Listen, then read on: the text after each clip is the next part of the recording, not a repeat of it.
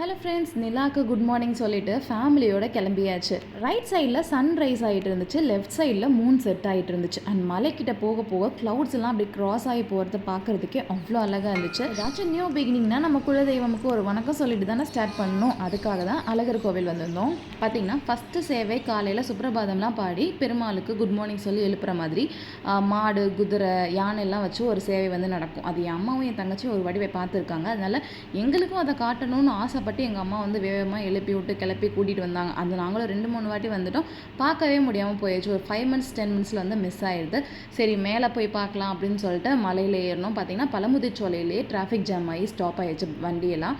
சரி, சாமி ரொம்ப பிஸியாக இருக்குது, நம்ம ஃப்ரீயாக இருக்கப்போ பார்த்துக்கலான்னு சொல்லிட்டு இங்கே பழமுதிர்ச்சோலையில் முருகரை மட்டும் வந்து பார்த்துட்டு சூப்பராக வந்து பொங்கல், கேசரி, வடையோட அன்னதானம்லாம் போட்டுட்டு இருந்தாங்க. அதையும் வாங்கி சாப்பிட்டுட்டு பிரேக்ஃபாஸ்ட்டை முடிச்சுட்டு அப்படியே கிளம்பியாச்சு. நீங்கள் இந்த பெருமாள் கோவிலில் ஃபஸ்ட்டு சேவை பார்த்துருக்கீங்களான்னு கமெண்ட்ஸில் சொல்லுங்கள்.